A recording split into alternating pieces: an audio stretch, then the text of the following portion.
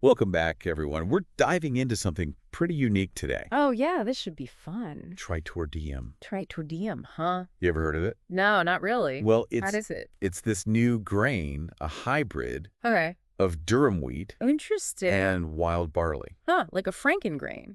Kind of, yeah. And it's been Uh, making a splash in the brewing world. oh, interesting. So, like a new ingredient for beers. Exactly.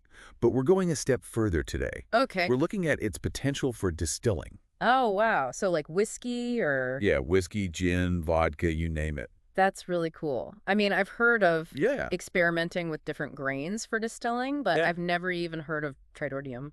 Right, so we're really on the cutting edge here. I like it. Our guide for this deep dive is Selby Lee's master's research Okay. from 2023. Mm-hmm. She really went all in, experimenting with different ways to malt Tritordeum.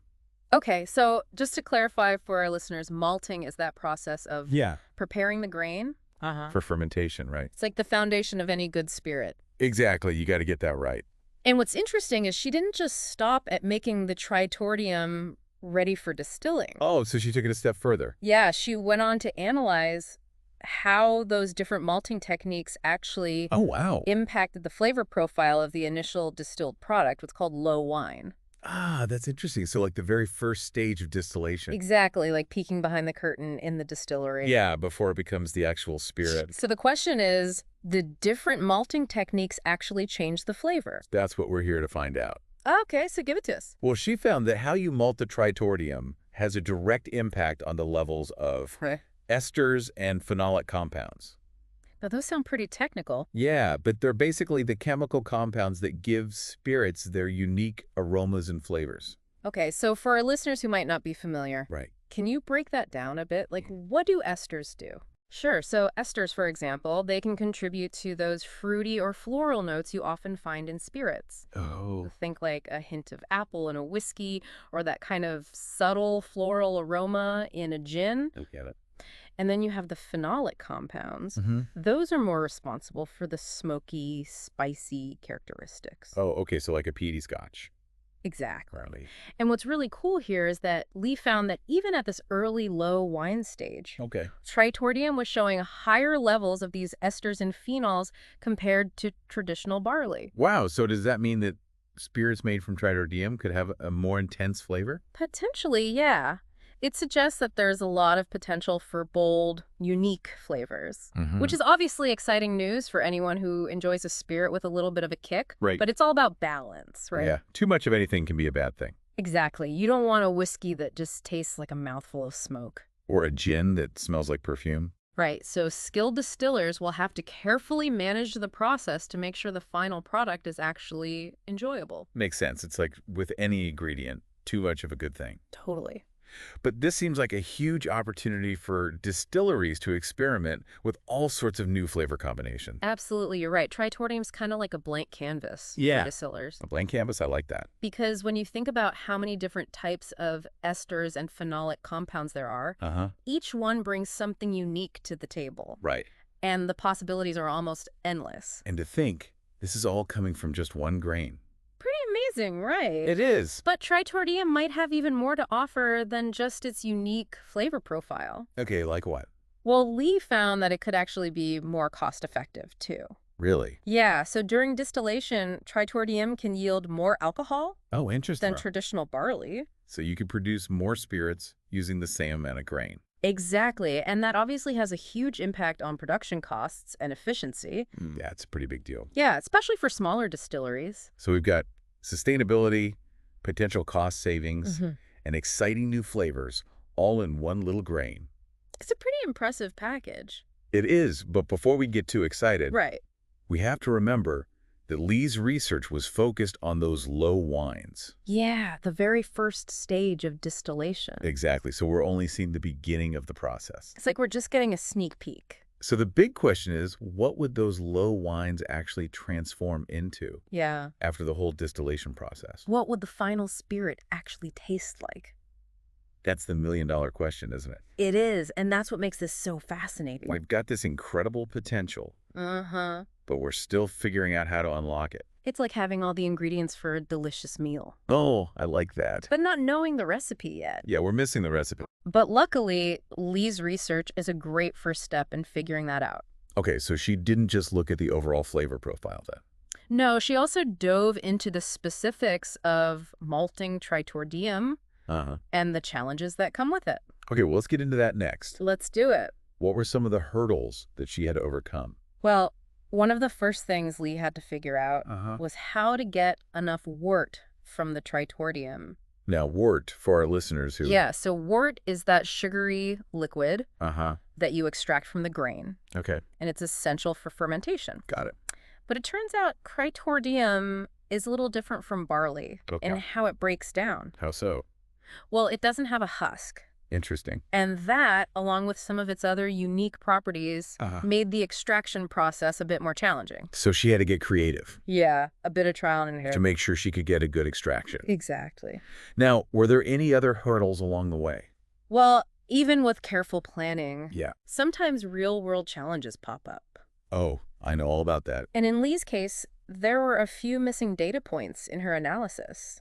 Oh, that's tough. Yeah, it can happen when you're working with something brand new. Right, especially with a grain that's so new. Exactly. But even with those missing data points, Mhm. her research is still incredibly valuable. Absolutely. Because it shows us what's possible, and it highlights areas for future research. Exactly. It's all part of the process. That's science. It is. You know, 2 steps forward, 1 step back sometimes. That's how it goes. I'm really eager to hear more about her findings on those specific aroma compounds in the Tritordeum low wines. Yeah, let's dive into that next. Let's do it. We'll get into the nitty-gritty of those flavors. The nitty-gritty. All right. Mhm. We're ready. Okay, so let's get into those aroma compounds. All right, lay it on me. So Lee's research really digs into the nuances of those flavor compounds we mentioned earlier. Yeah. The esters and phenols. Right, the things that make spirits taste so Yeah. good. Exactly. And one interesting thing she found was that Tritordeum low wines had higher levels of certain Okay. higher alcohols compared to barley. Higher alcohols. Now, that sounds a little... Here's a bit of a technical term. Yeah. But basically, What does that mean for the flavor, though? well, these higher alcohols, things like isoamyl alcohol and isobutanol, Okay. they contribute to those familiar Yeah. banana and kind of solvent-like notes Oh, okay. that you sometimes find in spirits. So we're not just talking about subtle fruity hints here. No, these can be pretty strong flavors, Okay. but it all comes down to balance and the art of distillation. Right, you don't want too much of that solvent taste. Exactly. You're right. Too much isoamyl alcohol can be overpowering, Yeah. but in the right concentration, Uh-huh. it can actually add a really pleasant complexity and depth to the spirit. So it's like anything else, moderation is key. Exactly. Think of it like those subtle banana notes you might find in a rich, aged rum. Okay, yeah, that makes sense. It's all about finding that sweet spot. Yeah. Where those higher alcohols contribute something interesting Mm-hmm. without overwhelming everything else. Got it. What about the esters then? Those are the ones that are known for the fruity and floral characteristics. Yes, exactly. And Tritordeum showed some really exciting potential here. Oh, okay. Like what? For example, Lee found a higher concentration of ethyl acetate in Tritordeum low wines Okay. compared to barley. And ethyl acetate, that's... So that particular ester in small amounts can give you this lovely apple-like aroma. Ooh, apple-like. Yeah. Imagine a Tritordeum-based gin with a hint of apple and maybe some citrus. That sounds delicious. Refreshing. I'm already thirsty. So were there any other interesting esters in the mix? Yeah, did she find anything else? Yes, and this is where things get even more interesting. Okay. She discovered ethyl hexanoate and ethyl lactate in the Tritordeum low wines. Ethyl hexanoate and ethyl lactate. Wow, those are Those are... mouthfuls. They are mouthfuls, but they're also esters that weren't even present in the barley samples. Wow, so these are totally unique flavors then. Potentially, yeah. What kind of aromas do they bring to the table? Well, ethyl hexanoate is often associated with a blend of apple and pear notes. Ooh, I like that pair. And then ethyl lactate can lend this really subtle, buttery smoothness. Buttery smoothness. Okay, I can see how this could get really interesting. It's like having a whole new palette of flavors to work with. And all from a single grain. It's pretty amazing. It is, but remember, we're still looking at the early stage low wines. Right, right. So this is just the beginning. What could skilled distillers create if they had the chance to really refine the process and work with Tritordeum? Yeah, bring out those unique flavors. Imagine the possibilities. We could see a whole new category of spirits emerge Wow. with flavor profiles that we haven't even dreamt of yet. Like a new frontier for spirits. Exactly. Okay, before we get too carried away and start planning our Tritordeum cocktail menus, Right. we should talk about the phenolic compounds. Yes, those are important too. The smoky and spicy characteristics. Exactly. Yeah. So did Tritordeum have anything unique to offer in that department? Yeah, what does she find? Oh, definitely. Tritordeum naturally has higher levels of certain phenolic compounds. Okay. And one that really stood out in Lee's research was 4-vinyl guaiacol. 4-vinyl guaiacol. Okay. It's a mouthful, I know. Yeah, It man. is. This compound is known for its clove-like spiciness. Oh, interesting. So we're talking about a spirit that could have that natural spiciness Yeah. without needing to add any extra flavors or smoking techniques. Exactly. A cleaner, more sustainable approach. That seems like it'd be a big selling point for a lot of distillers. Absolutely. And remember, just like with the esters, the levels of these phenolic compounds can be influenced by the malting process. Oh, so they have a lot of control over the final flavor profile. A lot of control. It's really incredible how much potential this one grain has. It really is. We've got sustainability, potentially higher alcohol yields, and this whole spectrum of unique flavors, all in one package. Pretty remarkable. It makes you wonder why we haven't seen more of it. Yeah. Why hasn't Tritordeum taken the spirits world by storm? Right. Well, as with any innovation, there are always hurdles to overcome. Yeah, there are always challenges. And one of the key challenges that Lee faced Okay. was getting enough wort from the Tritordeum for distillation. Right, because it doesn't have that husk like barley. Exactly. Hmm. And that, combined with its unique composition, can make the extraction a bit tricky. So even though Tritordeum has all these advantages, Mm-hmm. it sounds like there is still some technical aspects to work out There are a few kinks to iron out, before it becomes the next big thing. but that's part of the process. Yeah, it's all part of the journey. Exactly. Now, were there any other obstacles that came up in her research? Well, there were those gaps in the data, Right, right. We talked about those. just due to the complexities of working with a new grain. Yeah. And these gaps really highlight Okay. where we need to focus future research. To get a complete picture. Exactly, to fully understand how Tritordeum behaves during distillation. It's a good reminder that scientific exploration is a Yeah. process. It is a process, it's a journey. Yeah, not just a destination.